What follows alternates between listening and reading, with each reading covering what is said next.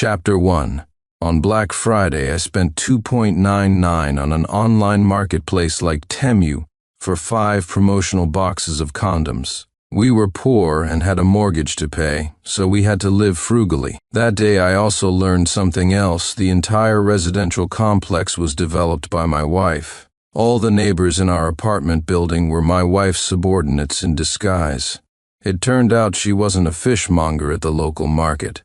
The pipes in our bathroom leaked that day. Worried about a complaint from the downstairs neighbor, I knocked on their door, but no one answered. So, I went to property management to get their contact information to discuss compensation. The new girl at the front desk looked at me like I was an alien. "Mr. Miller, are you kidding me? This entire complex was developed by your wife.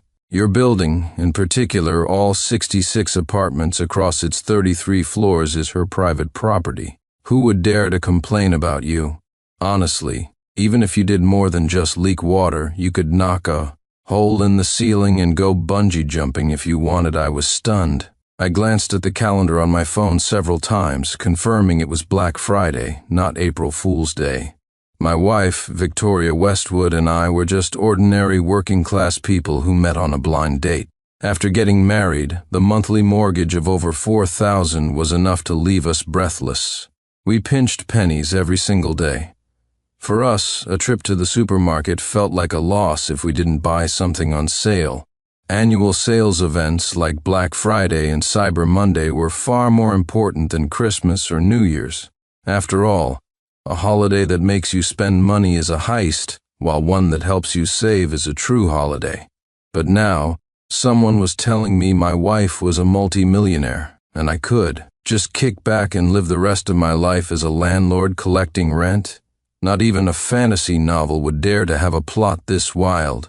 I walked out of the management office in a daze and lost in thought. I went the wrong way. Instead of heading back to my building, I ended up at the back parking lot of the complex, a place I'd never been before. Just then, several luxury cars, the kind you only see in movies, pulled up.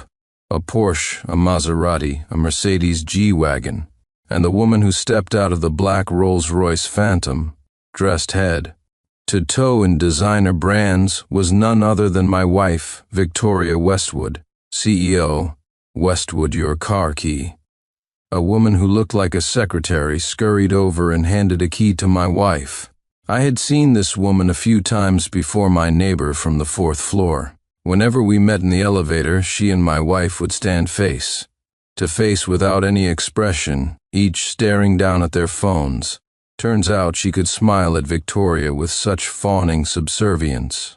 Thinking back to what the girl in the management office said, all 66 units in our building belonged to Victoria.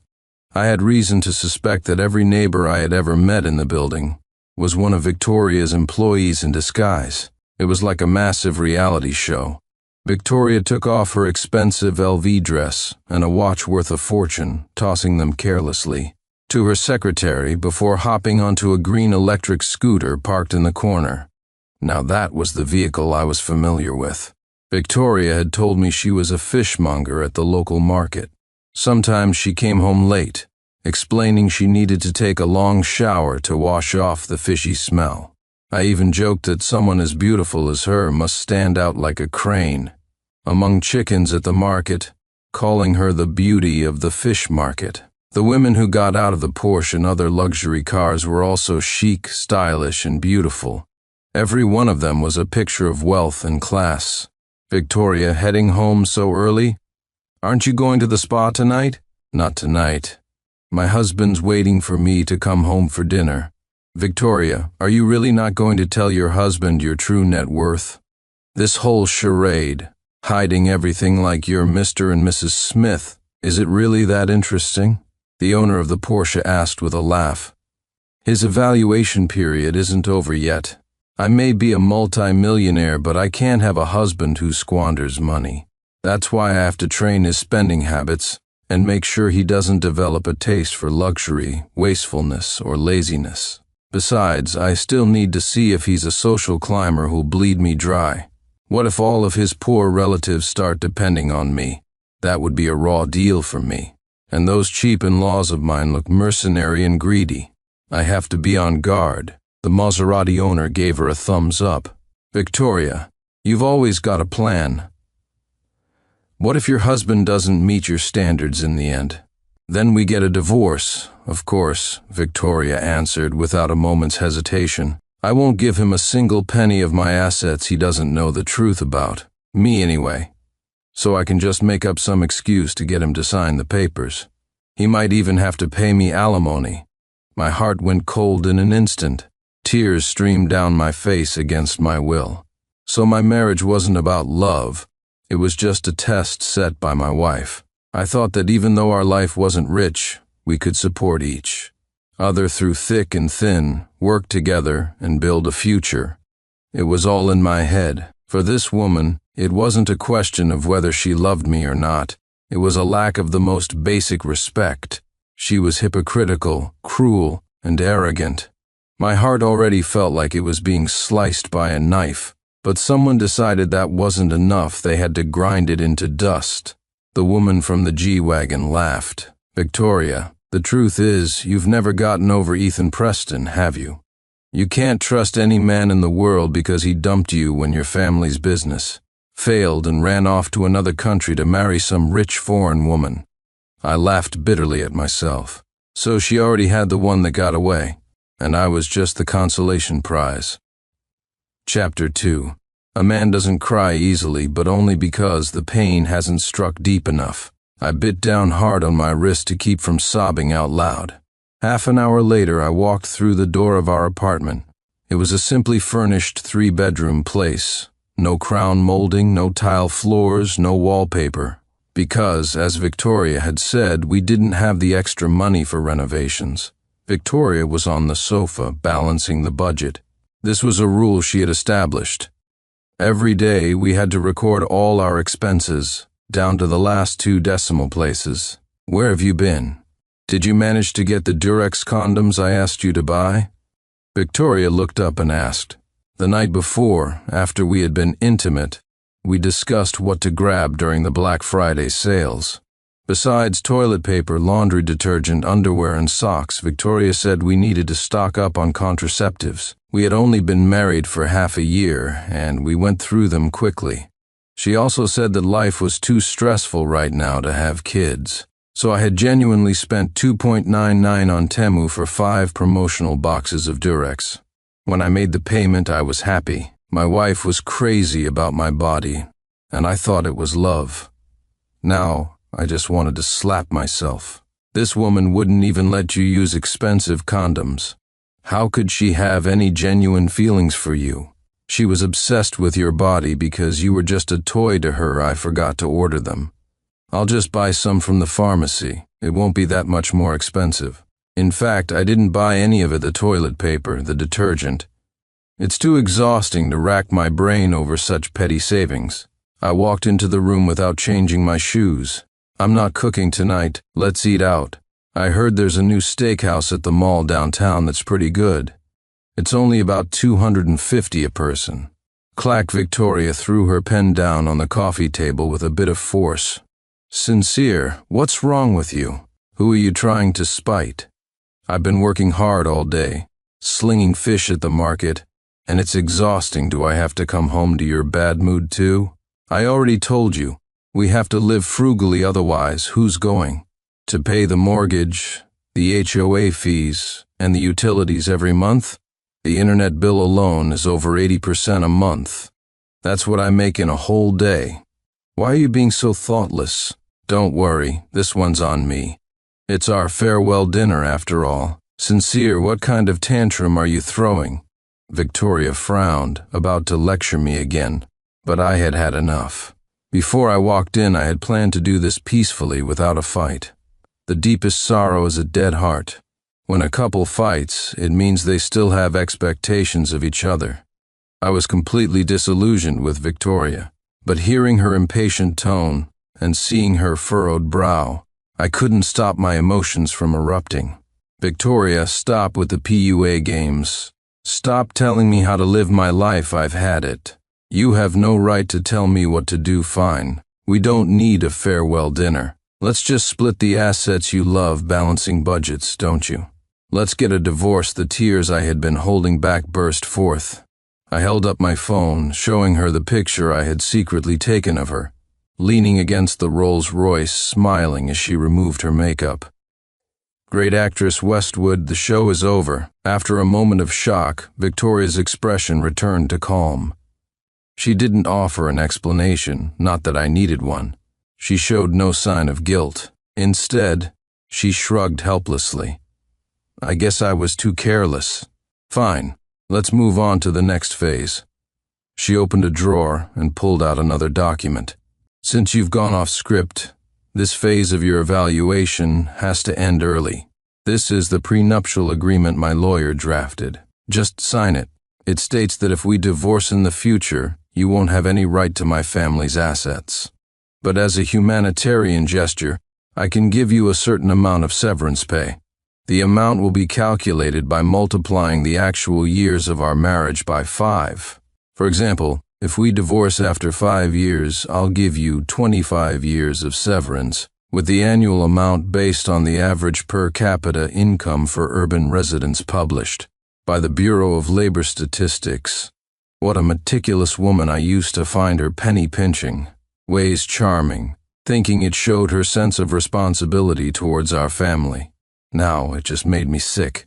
Victoria, I want to divorce you. Sincere. Don't play these pointless push and pull games. Victoria looked at me as if she could see right through me. I know you'll be unhappy for a while because I deceived you, but when you think about my real wealth, you'll be nothing but happy and relieved, right? Don't all you men dream of marrying a rich, beautiful woman and reaching the pinnacle of your life? Congratulations, your dream has come true. I saw undisguised narcissism and unabashed contempt on Victoria's face. In her heart, we were from 2 different worlds. Marrying me was an act of charity on her part. She played with my feelings, and I was expected to be grateful and thank Her Highness for the opportunity, because the line of men waiting for her to play with them was probably a long one. Victoria, when I thought you were poor, I truly loved you.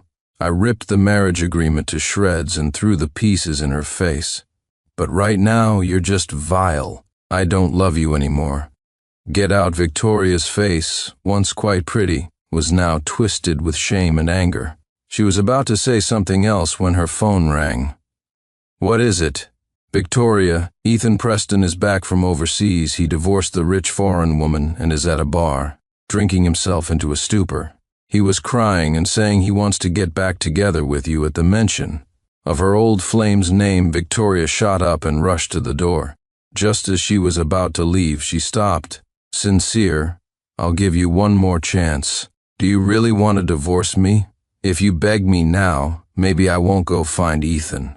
Chapter 3. Of course, I didn't ask her to stay. I didn't want to, and I couldn't have stopped her anyway.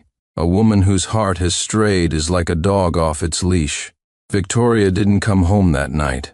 The next day, I texted her the divorce agreement I had drafted. We had only been married for 6 months and didn't have many valuable assets. When we got married, I made the down payment on the house, paid a $7,500 dowry, and bought the traditional gold jewelry. She had said she wouldn't bring a penny of the dowry into the marriage, but insisted her name be added to the deed of the house. I figured since we were family, there was no need to be calculating, and a woman needs a sense of security, so I added her name. My parents were very unhappy about it. After the wedding, I was responsible for $3,000 of the $4,500 monthly mortgage, while Victoria, with her lower income, paid just $1,500. I also covered the groceries, cooking, and utilities. In the divorce agreement, I wrote that I wouldn't ask for the dowry back, and she could keep the mortgage payments she'd made. But the house was mine. She would move out, and she could take all the appliances and jewelry. A clean break. I knew she didn't care about any of this, but it was a matter of principle for me. I didn't want to take a single cent from her, and I didn't want to be taken advantage of again. Sincere, are you stupid? Even if you're getting a divorce, you can't just ask for this. Take half her assets, and what about all the time she slept with you this past half year? Doesn't she have to pay for that? Gigolos are expensive these days. My buddy Brian, who knew the whole story, was exasperated with me. I shook my head and ignored his advice. As for her sleeping with me all those times, I could only consider it bad luck. I couldn't ask for money. It was like being bitten by a dog, because I'm not for sale. Victoria's reply came slowly. She was probably busy with her one that got away, Ethan. Sincere, you'll regret this. If you divorce me, you'll never have another chance to marry into wealth. You'll never meet another woman of my caliber. You will pay for your ridiculous pride with a lifetime of regret. City Hall, 9 in the morning tomorrow. After sending that, I blocked her number. The next day I had just returned a bike-share bike at the City Hall entrance when Victoria arrived. She had a new car, a blue Lamborghini supercar. She wasn't alone. A handsome man in an Armani suit sat in the passenger seat. At first glance, his features were somewhat similar to mine, but much more refined. It dawned on me. I had just been someone's stand-in all along. Don't get the wrong idea. I'm actually here to convince you two not to divorce, Ethan said with a look of sincerity. Marriage isn't easy, and this is all my fault. It was me who, blinded by greed, abandoned Victoria when her family's business failed. I'm the one who hurt her. His eyes reddened. I regretted it almost immediately, realizing I had lost such an amazing woman. I truly hope you don't make the same mistake I did. She only deceived you as a test. She meant no harm. I didn't come back to break up your family. A man's greatest achievement in life is finding a good woman, right? Victoria is such a catch. You shouldn't give up on her. What she did is understandable. It's all because I broke her heart back then. She's so devoted to me that she built walls around herself, making it hard to let another man in. Ethan suddenly grew agitated, grabbing my hand and trying to make me slap his face with it. Take out all your anger on me. It's all my fault. Hit me. I knew Ethan was acting. It was a sanctimonious, self-righteous performance. He was trying to disgust me while putting on a show for Victoria. He had wronged Victoria in the past, and she surely held a grudge. Instead of waiting for her to confront him, he was taking the initiative to criticize himself. This self-flagellation was his way of placating her. So it wasn't just manipulative women. Two-faced men existed too. He thought I wouldn't hit him, but I went along with his hand, adding more force. Slap! A loud smack landed squarely on Ethan's face. 5 clear fingerprints instantly appeared on his handsome scumbag face. You... Ethan stared blankly, completely bewildered. I only drink fruit juice, not green tea, I said, shaking my slightly sore hand. I'm not interested in your past drama, and I don't care about your future romance. But right now, we are not divorced. She is still legally my wife. Who are you to come here and grandstand? You deserved that because you're pathetic. Besides, you asked for it. If I didn't hit you, I'd be letting you down, and I'd be letting myself down. Tears welled in Ethan's eyes, but he didn't lash out. Instead, he put on a look of understanding. Fine. I know you're angry. Hit me if it makes you feel better. This is what Victoria owes you, and I'll take the punishment for her.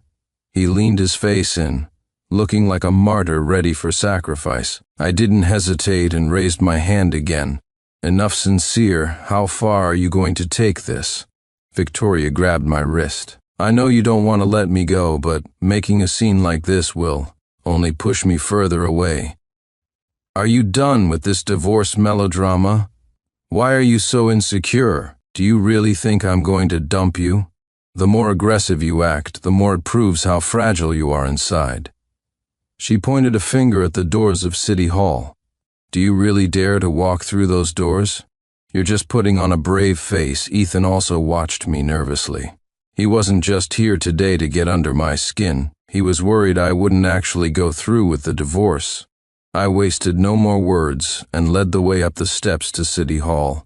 Whoever doesn't sign today is a dog. Chapter 4.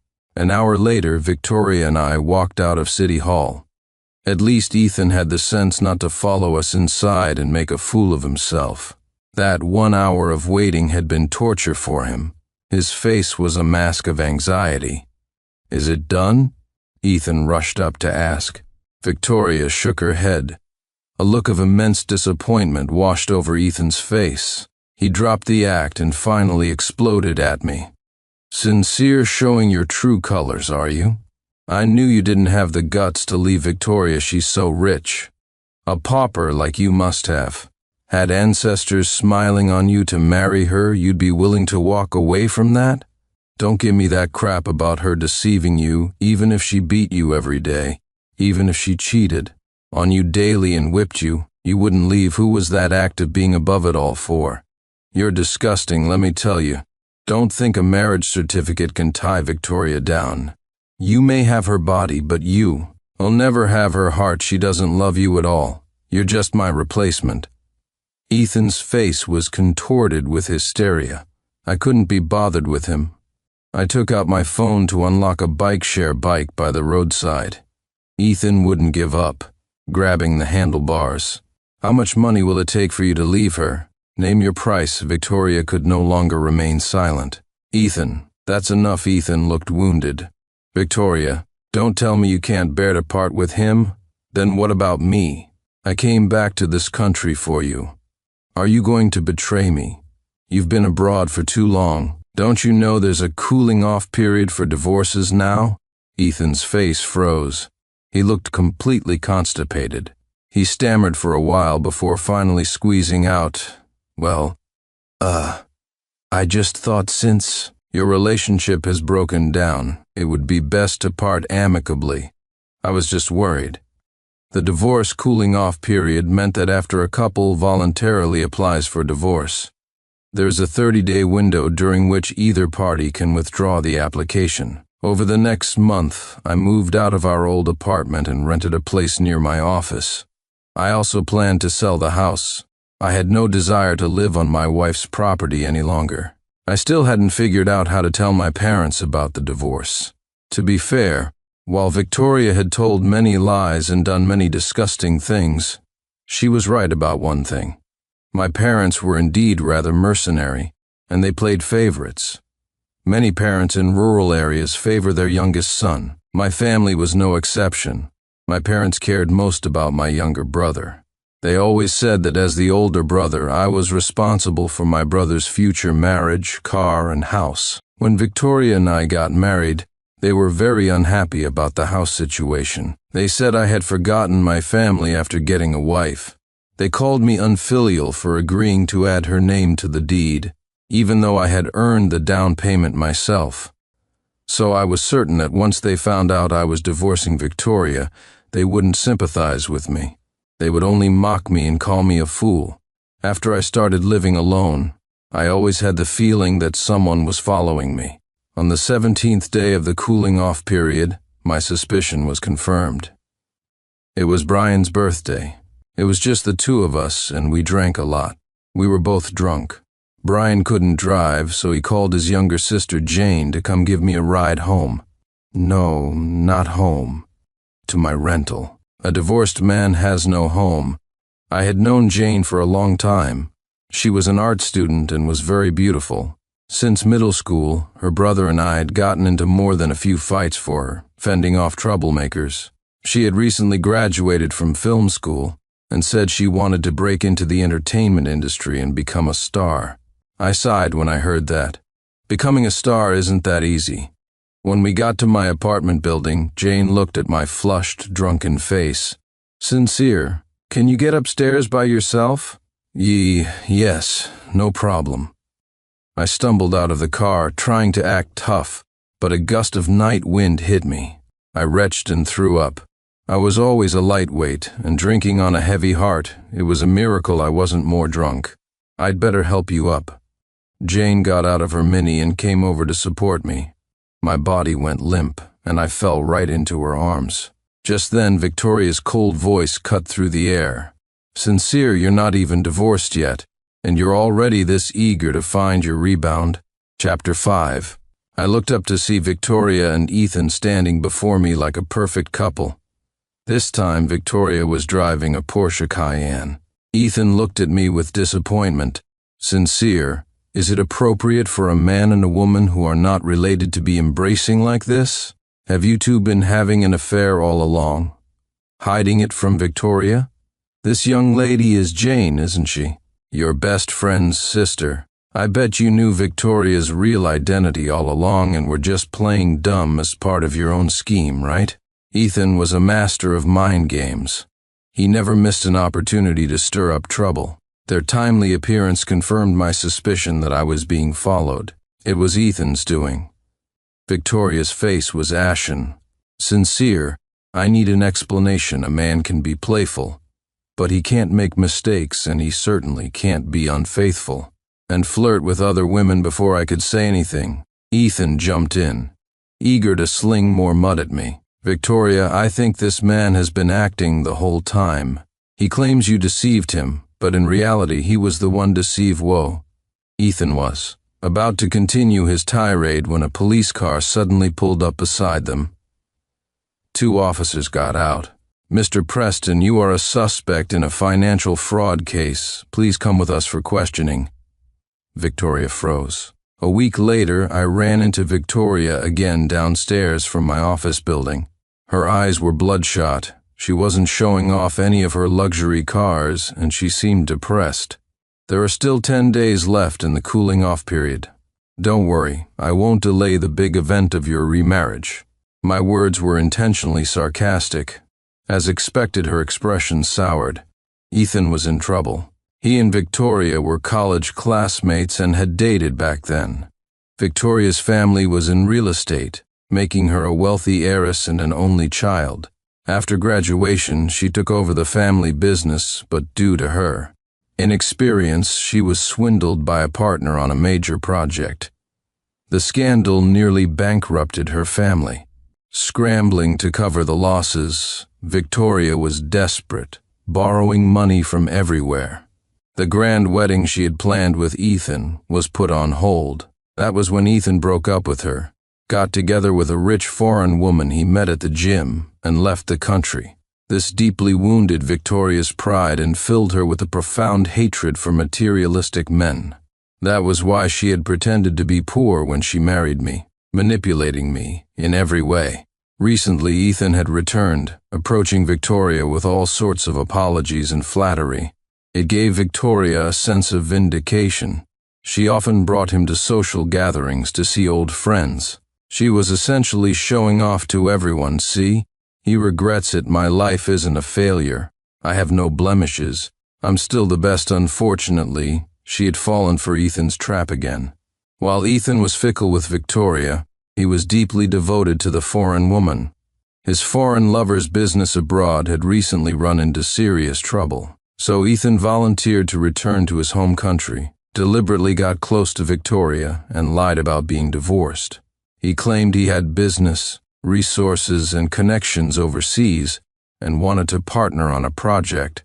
In reality, it was all a scam to get Victoria's money to bail out his foreign girlfriend. The projects he proposed were based on fake data. He didn't just swindle Victoria, he scammed several old classmates as well. He never loved Victoria, he just saw her as a cash cow to be exploited. Essentially, it was a romance scam. His aggressive behavior toward me, his attempts to sow discord, and his jealous outbursts were all part of an act to portray himself as an ex who was envious of her new partner. It was all a performance to make Victoria believe he was still obsessed with her. The one thing he didn't count on was the police catching on to his scam. His show finally came to a disastrous end. Victoria was furious and humiliated. She and Ethan had a complete falling out, and he ended up in jail. Ethan is a huge swindler, and I'm a victim too. Can we not get a divorce? Victoria grabbed my hand. Sincere, I realize now that you're the best. All those other men are too calculating. Too complicated. As she spoke, she pulled out a red property deed. I've already transferred the house into your name. If you think the old marriage agreement wasn't fair, we can renegotiate the terms. I've seen so many men, and you're the only one who is pure. Let's get back together. I took the red property deed from her and smiled. How many people toil day in and day out like ants, enduring bullying bosses, backstabbing, colleagues, and crowded subways, all for a piece of paper like this? Just like during the 6 months of my marriage to Victoria, I mistakenly believed we had a mortgage. I scrimped and saved, slaving away for the bank, all while waiting to pay it off. Back then, how I wished I could own the house outright. Still smiling, I tore the deed to pieces and threw it in her face. Victoria, I'm not for sale, we're divorced. Don't come looking for me again. You only pretended to be poor before. I hope you don't start acting pathetic now. For the first time, I saw panic in Victoria's eyes. Sincere, I admit I was wrong before, but can't you forgive me this one time? Lots of couples fight, they talk about divorce, but they don't actually go through with it. This is different. I pulled my arm away from her grasp. A couple can have conflicts, but they can't have deception. They can't lose the most fundamental trust now. The sight of your face makes me sick. I don't believe a single word you say, not even a punctuation mark. There's no way we can live like this anymore. But have you thought about the consequences of divorce? You'll lose a lot of wealth and become a divorced man. You'll never find a woman better than me, Victoria insisted. But at least I can find a woman who is more honest than you. That was a critical hit. Victoria's lip trembled. And you're not as smart as you think you are. To be fooled by the same man twice. Your intelligence doesn't match your acting skills. Victoria's face turned green. Chapter 6. Victoria haunted me relentlessly. After the cooling-off period ended, she refused to sign the final papers. I could guess what was going through her mind. Before, when she was deceiving me with her poverty act, she was the director, the lead actress, and the screenwriter. She was in complete control of the entire production. Then Ethan appeared, her show ended prematurely, and she discovered she had been played by him. And I, the man she had treated like a fool, was now completely out of her control. She felt a profound sense of failure. Did she truly regret it? Did she really still have feelings for me? I didn't believe it. At her core, she was a selfish and cold-hearted person. You can't use your past wounds as an excuse to hurt others. A truly kind person, having been caught in the rain themselves, will hold an umbrella for others in the future. Only a selfish person, having been bitten by a dog, turns into a wolf. Victoria simply couldn't accept her failure. So, the more she acted like she couldn't forget me, the more disgusted I was with her character. Because I consistently ignored her, she invested in the company I worked for and had me promoted to be her personal secretary. I resigned in protest. After I found a new job, she did the same thing. Sincere, just accept it. You can't escape your fate of being kept by me. I resigned again, already planning to set up a stall at the night market. No matter how powerful Victoria was, she probably wouldn't become a security guard just to follow me there, right? Come work for me. I happen to need a trustworthy manager. You studied administration and know finance, right? You're perfect. I don't want any trouble with taxes, even though I'm not famous yet. Jane Shaw extended an invitation to me. I accepted, because I didn't want this pure-hearted girl to be corrupted by the entertainment industry. I wanted to protect her. After I took over, I helped her pick 2 roles and both became hits. She also landed her first endorsement deal. Jane was thrilled and always told me, "Sincere, you got divorced too late. If you had come to help me sooner, my career would have taken off long ago." She really had a way with words. Are you really with this influencer? Victoria, like a dog blocking the road, stood in front of Jane and me again. I've already filed for divorce in court. My private life is none of your business. Are you trying to provoke me on purpose? Divorcing me to be with this low-class trash? Victoria looked at Jane with eyes full of contempt. Women in the entertainment industry are all sluts. You're not even worthy of polishing my shoes. And you certainly don't have the right to wear my sloppy seconds. I trembled with rage. Victoria wasn't just insulting Jane, she was insulting me. It seemed my decision to insist on a divorce was the right one. Deep down, she had never respected me. Before I could say anything, Jane, who was usually quiet, spoke up. Miss Westwood, right? To be honest, Before you started acting so aggressive, there was nothing going on between Sincere and me, even though we've known each other for a long time. But because you're attacking people like a rabid dog, I've discovered many of Sincere's good qualities. The fact that he won't sell his soul for money and won't tolerate a rotten person like you for material gain, that alone makes him a man worth loving. Jane turned to me. I'm still single. Why don't we give it a try? I can't promise you anything else, but I can promise that even if I become an international award-winning actress, I will never betray you. Okay, I nodded without hesitation. I was grateful to Jane for playing along to get rid of Victoria. As expected, Victoria stormed off in a huff. Thank you for acting with me. I thanked her sincerely. Jane looked at me. Sincere? Who said I was acting? I wasn't acting. I really think you're a good match for me. Jane wasn't kidding. She actually started pursuing me, a woman chasing a man. When Brian found out, he was ecstatic, practically jumping for joy. He even secretly told me that his sister might have had a crush on me for a long time. He said that on his birthday, when we all got drunk, she wasn't planning on coming. She only showed up because she knew I would be there.